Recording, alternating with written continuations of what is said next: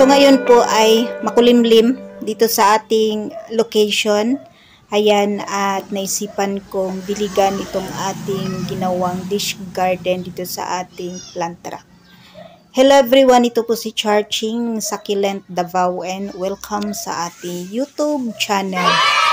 And for today's video, so ayan guys, dahil makulimlim and then konting ulan lang yung naranasan natin ngayon. So ang ginawa ko guys ay ayan, nadiligan ko yung plant and then update sa ating euphorbia. Ayan, meron na siyang roots. Ayan, nakakapit na siya guys sa soil.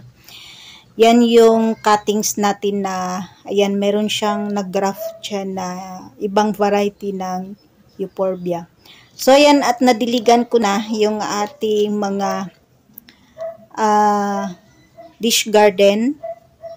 Kasi nakita ko parang ano sila, matamlay. So, yan, at wala pong araw ngayon. So, yan guys, at tamang-tama at nagdilig tayo ng ating mga succulent.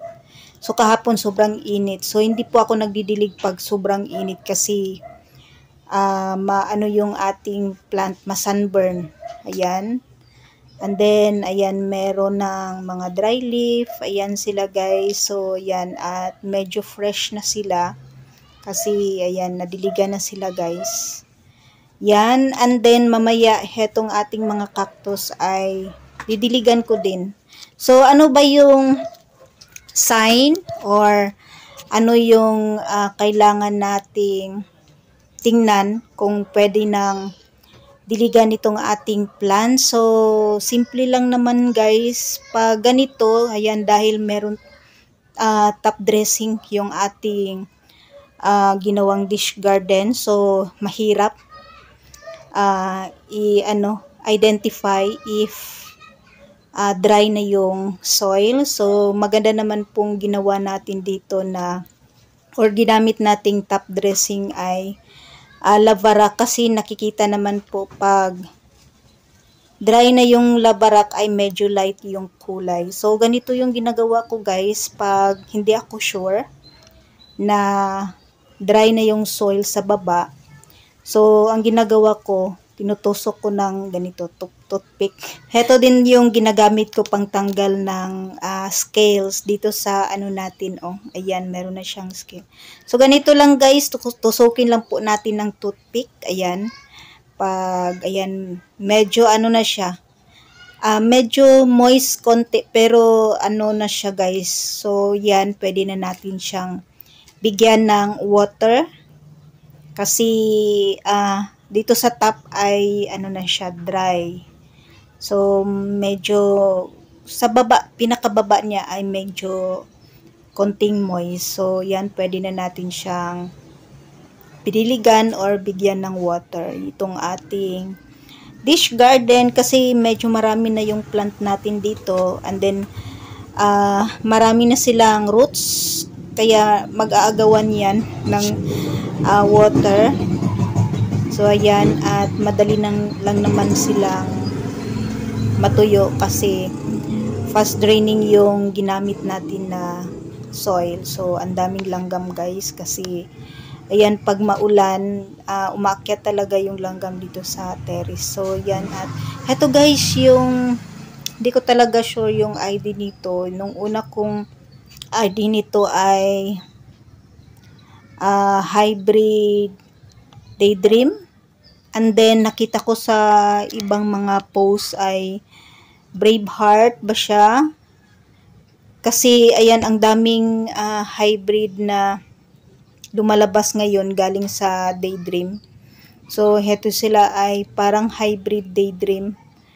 So, hindi ko sure kasi, ayan guys, yung pattern, yung mukha ng ating cactus. So, swerte tayo dahil ito ay ano lang, pa-free ng ating seller. Bongga siya magbigay ng free guys. Ayan, sobrang ganda ng kanyang pa-free sa atin.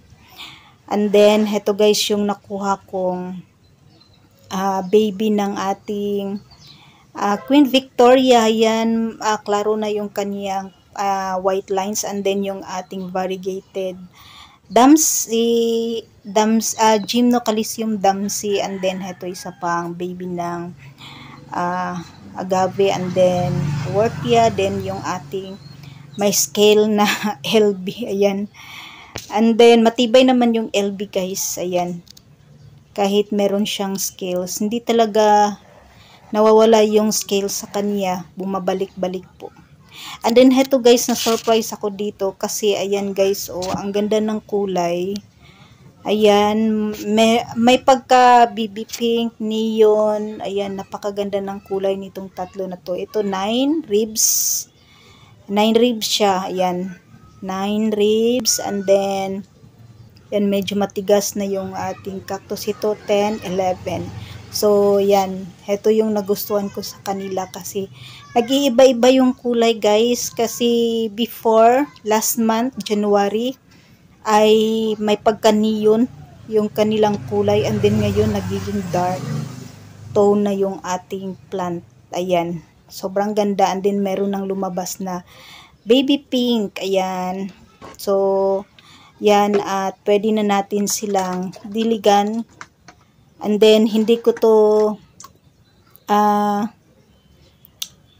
siya pinapadry ng matagal kasi napakaganda ng plant natin dito guys. Pag nag-dry to, ayan, mahirap agapan yung sobrang dry na yung ating mga variegated gymno ay mihano sila guys. So napakahirap i-maintain yung ganda ng mihano. And then hetong ating Daydream hybrid ay napakahirap din i-maintain yung kaniyang kulay. So hindi po ganyan yung kulay. Maganda yung Daydream natin guys pag nasa siya. Nakita ko na kasi nung na-stress siya, may pagka-pink. Ang ganda po talaga ng kulay. So ngayon ay may pagka pa sila, dark green. Then may pagka, ayan klarong-klaro po yung pattern. Napakaganda po ng pattern ng Daydream, or hindi ko sure yung ID nito. Pero meron akong nakitang Brave Heart. So yan, hybrid sila guys. So yan, at bigyan natin sila ng water para hindi ma-dehydrate yung ating plant. Kasi marami sila dito guys. And then hetong ating agave na Queen Victoria ay malakas po yan sa water. So yan, at medyo malaki na yung ating Queen Victoria. So kailangan niya ng maraming tubig. So yan, at fast draining naman po yung ating soil. Ayan, madali lang tong mag-dry guys, yung ating plant, yung ating soil pala. Ayan.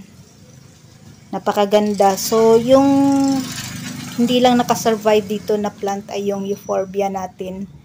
Hindi siya pwede sa water. Hindi siya pwede ng maraming water. So, hetong plant natin dito ay gusto nila ng maraming water.